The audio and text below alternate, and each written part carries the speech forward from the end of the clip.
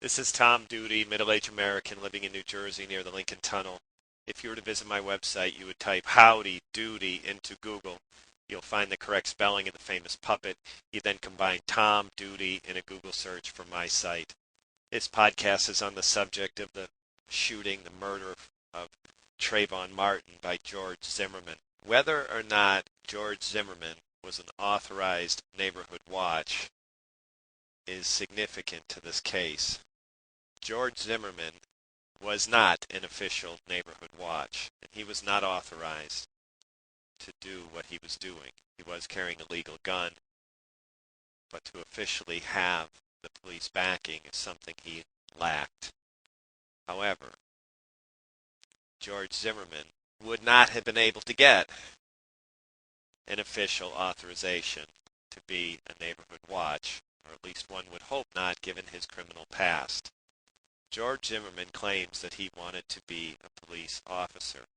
He was denied cop school because of his criminal past. One event, he was arrested when he involved himself in the arrest of a friend who was being arrested for serving alcohol to underage people.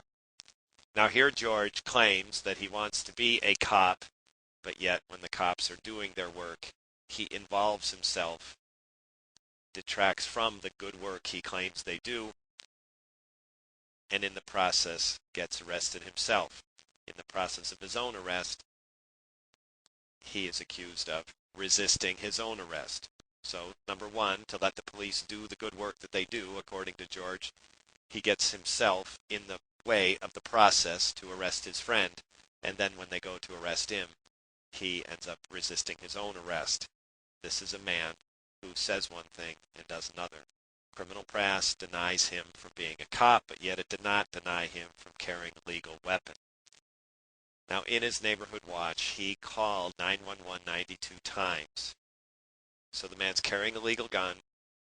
He's routinely patrolling the neighborhood, and he's routinely calling into the police system using 911. 92 different times. Now, although George was not authorized to be a neighborhood watchman, he does have reason to believe his contribution to justice was accepted.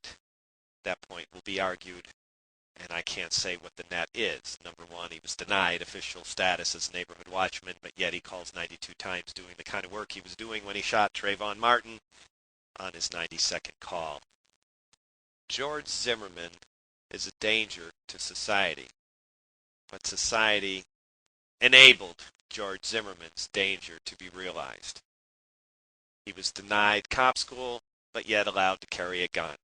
He was denied status as a neighborhood watchman, but allowed to do a neighborhood watch and call 911 92 times. This type of management of George Zimmerman in part contributed to the danger he presented to society. Now, it is also clear that George Zimmerman was a racist, and it is also clear that Trayvon Martin, being black, attracted George's attention and conclusion that Trayvon Martin was up to no good. So while this is no doubt an issue of race, independently, George Zimmerman is a danger to black and white people alike. If you, by default, authorize someone to patrol a neighborhood and take his call 91 times, and somehow don't go out and take his gun and shut him down, he is authorized to continue by default. This point will be debated. I am not claiming to have the final word. I am making this point that George Zimmerman being racist was a danger to black people more than he was a danger to white people. However, George Zimmerman and the way he was managed is a danger to all people, black people and white people. Now, when you add to the fact that Trayvon Martin was so good looking, Hollywood handsome, Denzel Washington good looks, this young man had a warm smile that has captivated this country. And while people who are less handsome should be no less valued in society in circumstances like this.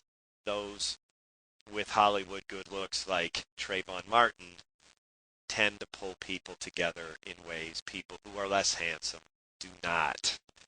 This has created a perfect storm of injustice, and it has united black people in this country, and it has united many other people in this country.